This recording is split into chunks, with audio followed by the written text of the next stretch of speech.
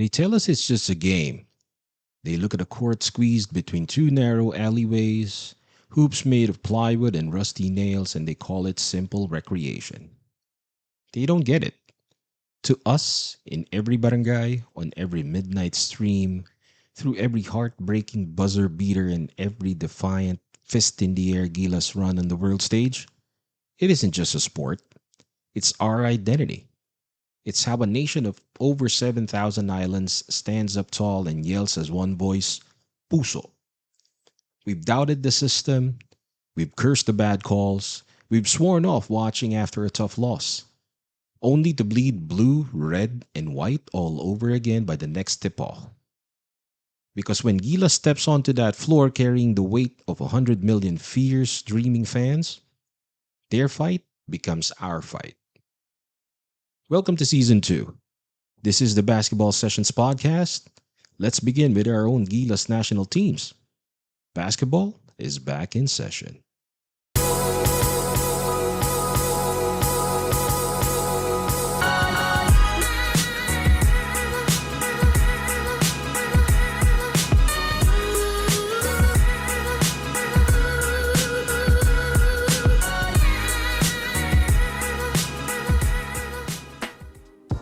Welcome to season 2 of the pod, everybody. It's been 2 years since our last session. Now, there's been a lot of changes in life that happened, of course, and basically those things did affect our schedule and all of that. But the good thing now is that we're now in a new studio and we have a new season for the podcast. And I do have a lot of things to unpack. So we do have new segments in the show, and we'll also try to incorporate new things and innovations this season. So stay tuned for that. And of course, a new episode every Tuesday. So be sure to subscribe so you don't miss every new session. Now today, on one of our new segments that I mentioned, it's called the Inbound Play, and we'll be looking at the performance of our Gilas women in the just concluded Women's Olympic pre-qualifying tournament that was held in Guadalajara, Mexico. And then we'll also check the results of the Gilas under-18 youth team who played in the 2026 or the 28th edition of the FIBA Under-18 Asia Cup. This one this was held in Ahmedabad, India. And for our full court breakdown segment, we'll be breaking down the 2027 World Cup Asia or FIBA World Cup Asia qualifiers, and that's the fourth window coming up this August 28th, and what Gilas will go through in that next round or next phase. And finally, for our final possession, I have a new feature called Basketball 101. I'll be breaking that down later. I'll explain that to all of you. So let's begin with our first segment called the Inbound Play.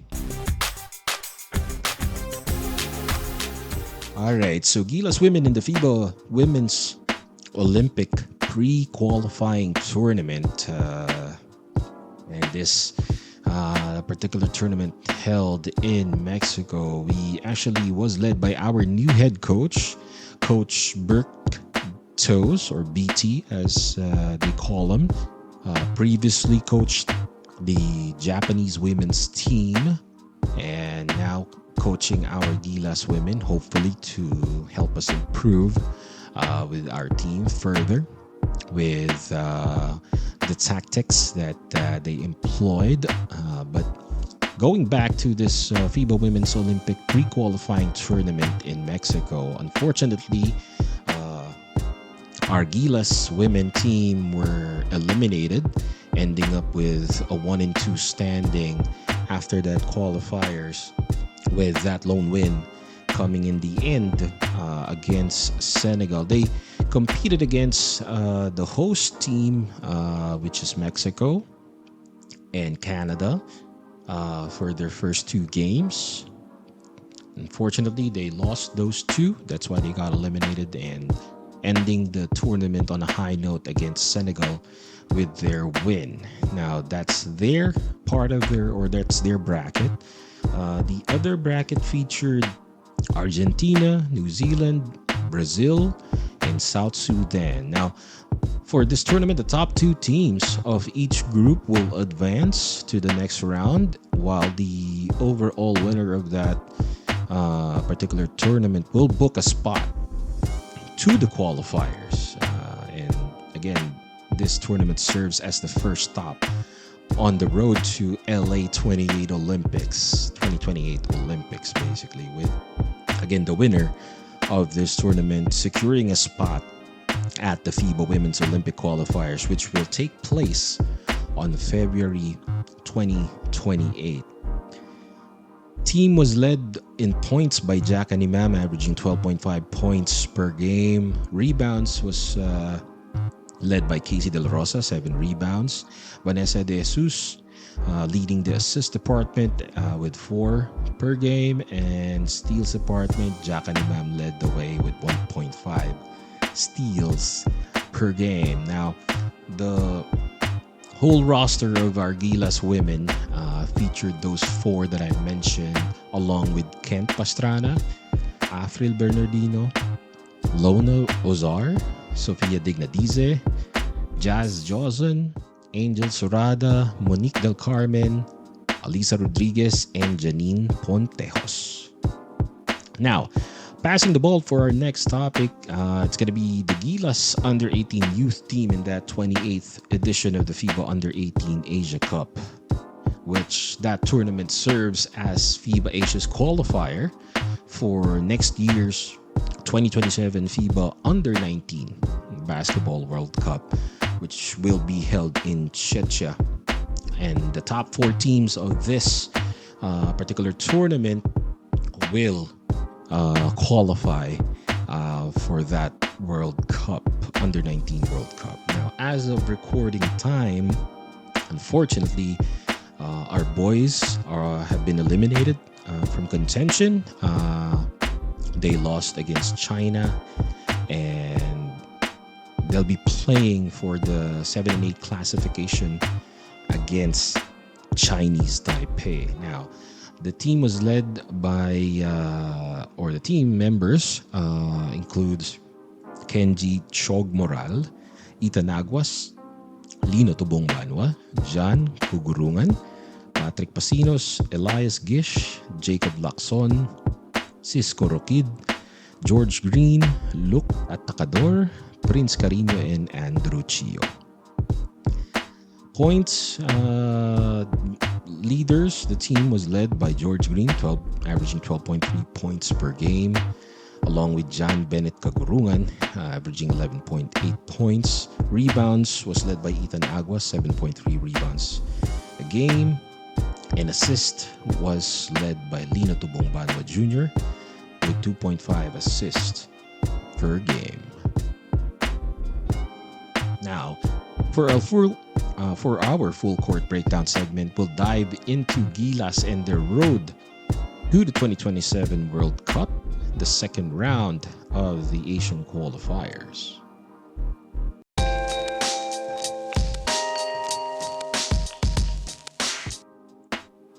Okay, so let's begin. Let's discuss the format of the tournament and how this is going to go through. Basically, it's 16 nations competing across 6 grueling home and away windows, started in November 2025 all the way to March 2027 next year. Now, only 7 teams will be earning the qualification tickets, as host Qatar automatically qualifies or is already qualified, meaning they're just participating for ranking experience and for experience, of course, as well. But they will not be taking one of those 7 places that are 7 teams that will qualify one of that particular stat. Now,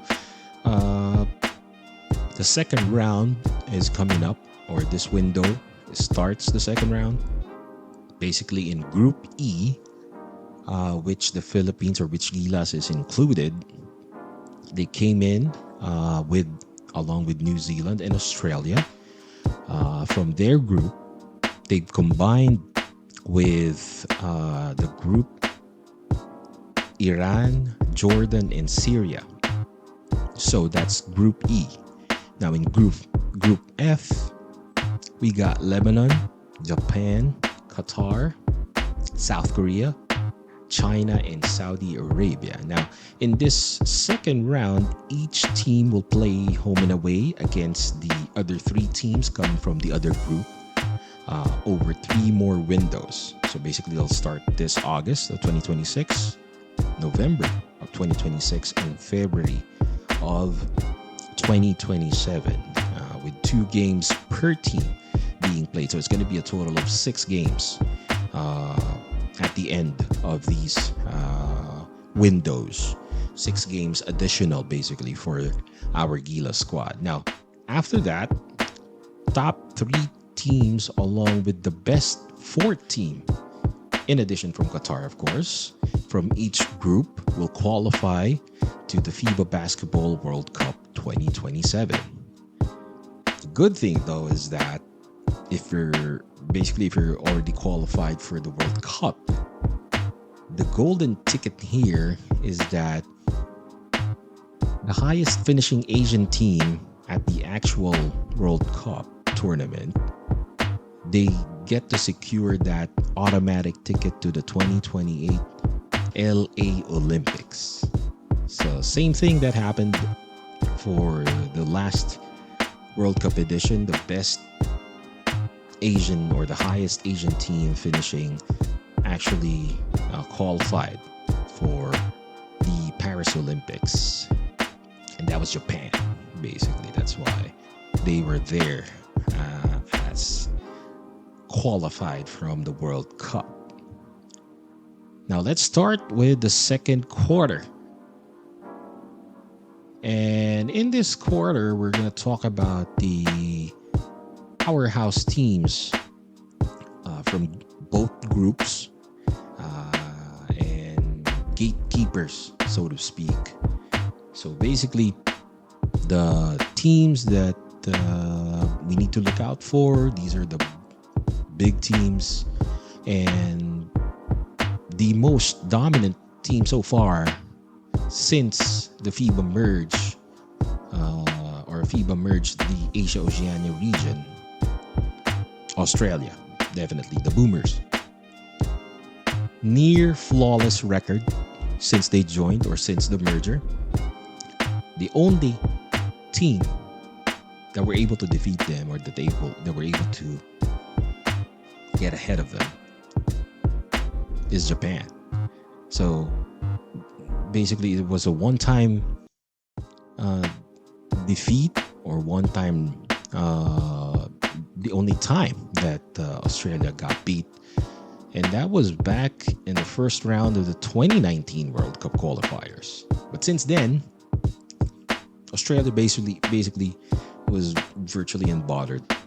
Currently, they're already at 6-0 after the first round. Romp and sweep that round,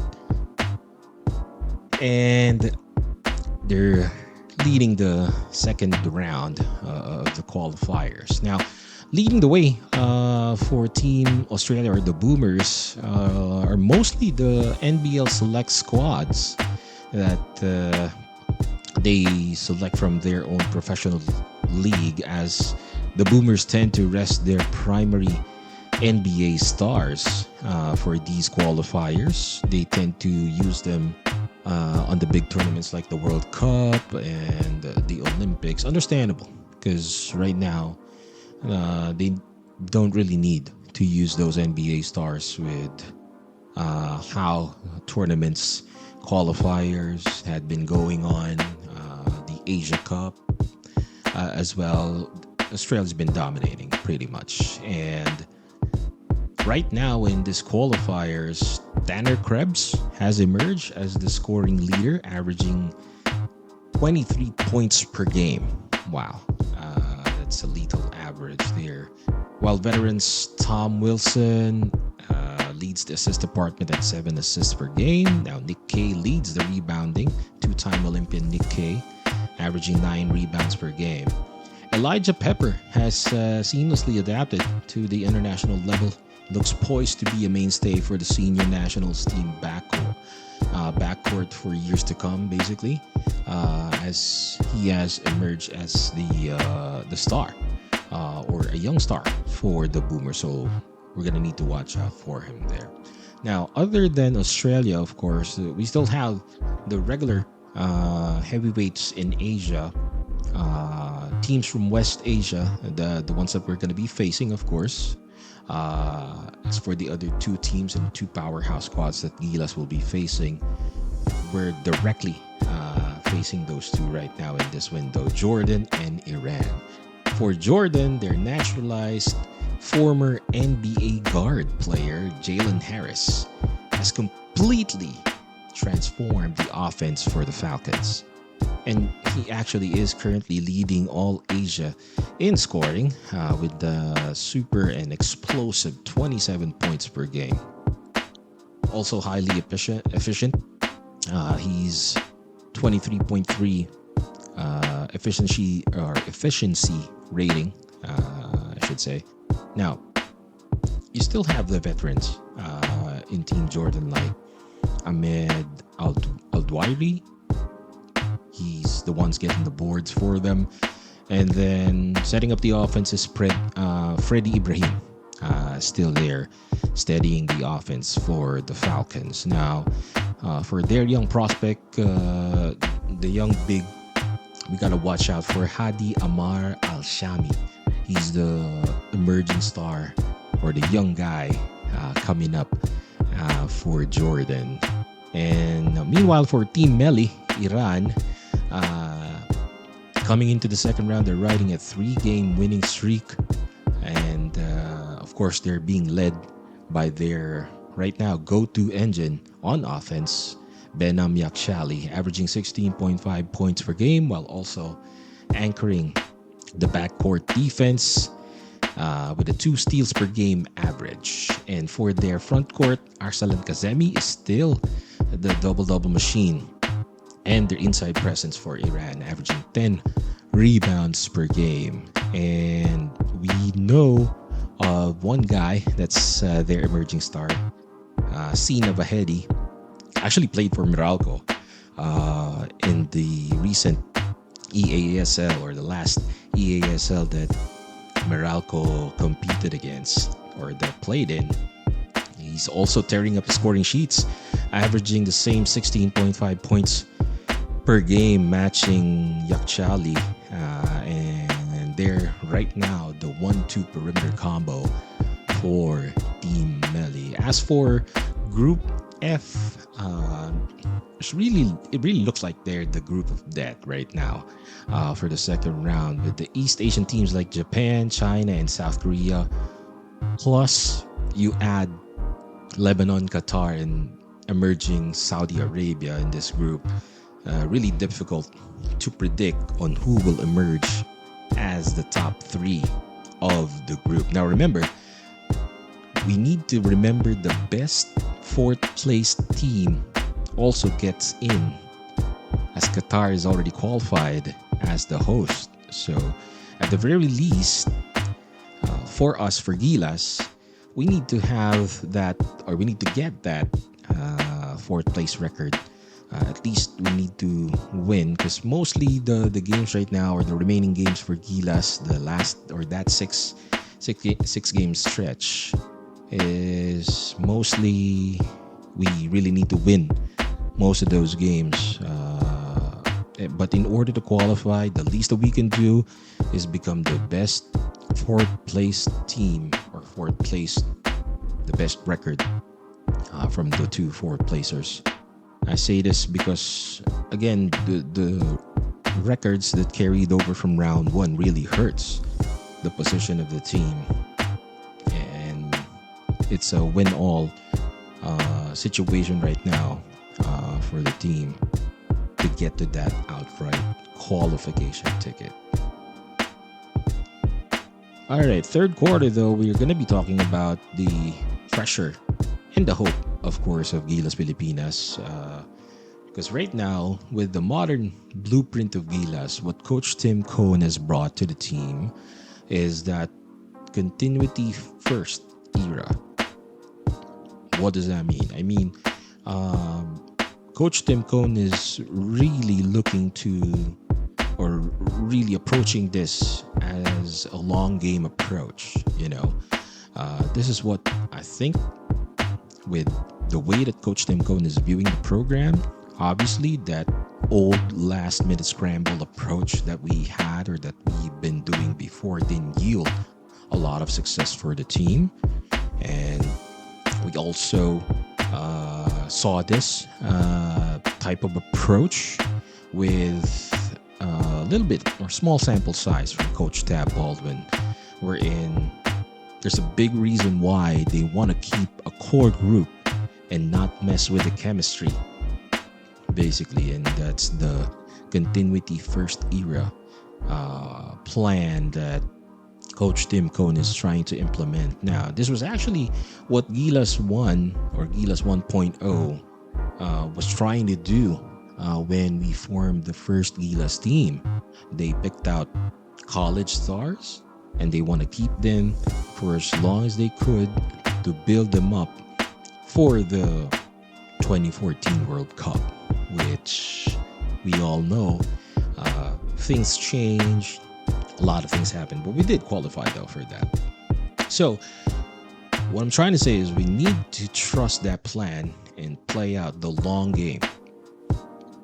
What Coach Tim Cohn wants or is planning to do. It's going to hurt sometimes. I know there's going to be growing pains, but in the long run, definitely it would benefit Gilas Pilipinas. Okay. And one great news though that came in recently for Gilas is that the return of return of Kai Soto in the lineup after a long 21-month absence.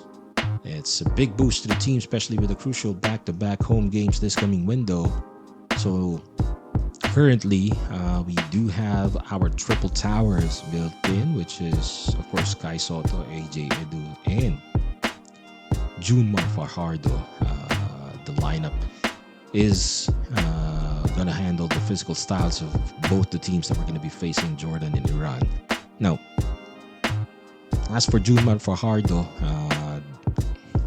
unfortunately, well, it's been a great career for him for the national team. This will be his last dance with Gilas. Actually, he put off his retirement for Gilas for this window.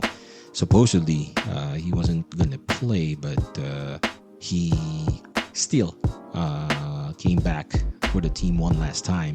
And he will still serve Gilas one last window. And it's been a great 13 years for Abay. And he's anchored the paint for Gilas through 3 World Cups. Maraming salamat, Abay, for that particular service. Now, of course, the Gilas team will be playing this August 28th at home soil. And basically that playing at home in the Philippines or in Manila is a double-edged sword. On one hand, you get to play home, play in front of your kababayans, gives us a big energy boost, adds confidence to our players. Plus, winning at home is like winning the lottery.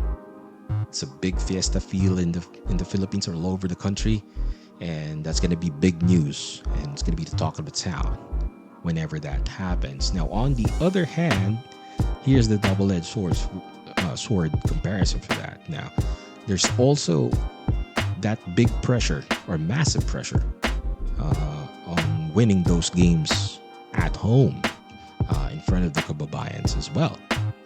Because a single unexpected loss, it does trigger national sports media panic. Heartbreak for millions of Filipino fans. And definitely that's going to be the talk of the town. But not in a good way, of course. Then a lot of Filipinos are going to be general managers all of a sudden. as we know, a lot of Filipinos know basketball. They have a lot to say, or they say a lot of things whenever Gilas loses. Again, the criticism comes out, all of that. So it's a double-edged sword, as we say, whenever they play home. But definitely, we love Gilas playing at home. We want that to continue. Last quarter of our breakdown, we want to just talk about the statistical leaders right now in the qualifiers. As I mentioned earlier, points leader Jalen Harris of Jordan, averaging that big 27 points per game. Next to him is Hyun Jung Lee of South Korea, 24.8 points per game. Rebounding wise, it's Brandon Gilbeck of Chinese Taipei, 12.3 rebounds per game. And then for blocks, same. Still, Brandon Gilbeck averaging 3 blocks per game. In assists, though, it's Brandon Goodwin, 6 assists per game. He's from Qatar.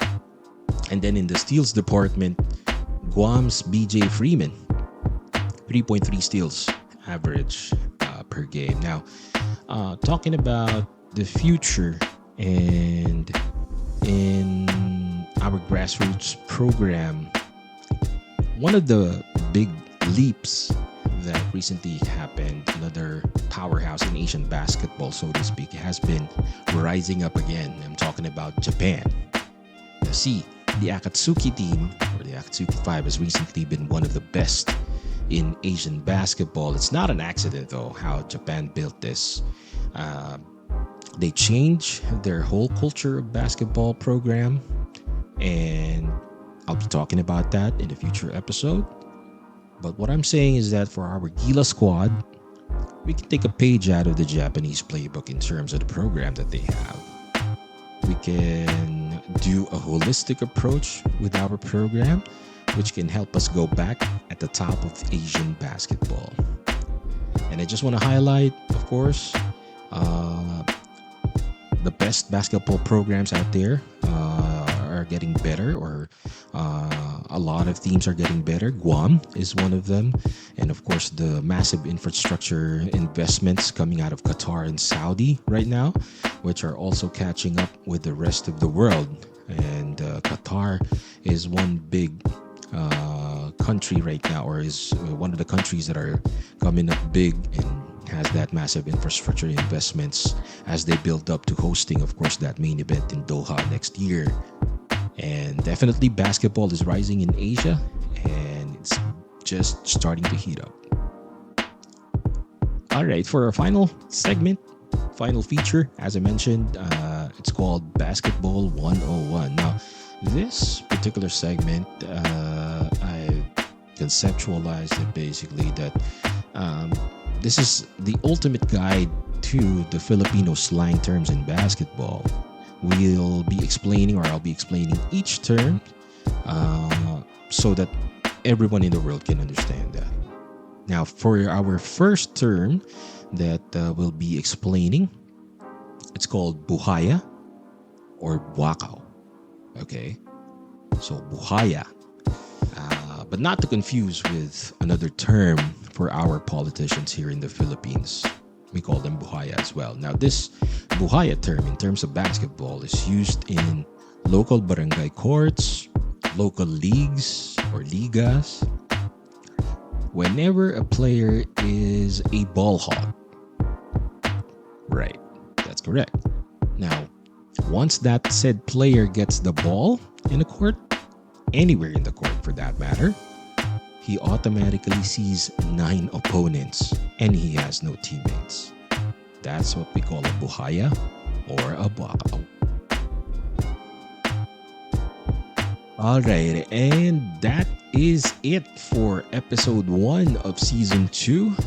Now, that's what makes that international window so special, basically. And it isn't just about who has the most talented roster on paper.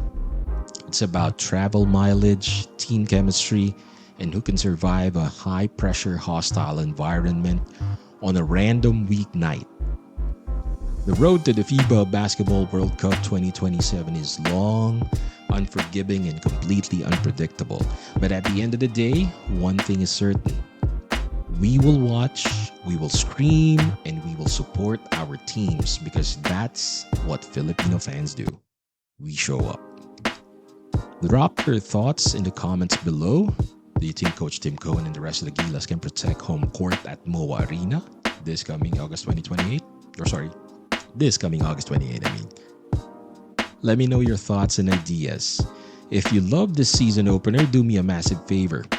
Hit that follow button, drop us a 5-star review, and share this episode with your hoop circle. Now, looking ahead at our very next episode, we are shifting our focus back home. Get ready because the college basketball season is finally here. In our next show, we're dropping our official UAAP and NCAA season previews.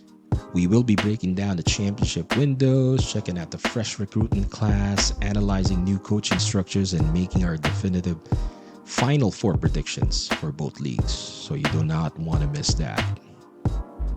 Thanks for listening to the Basketball Sessions podcast. Stay passionate, stay locked in, keep hooping, and I'll catch you on the next episode.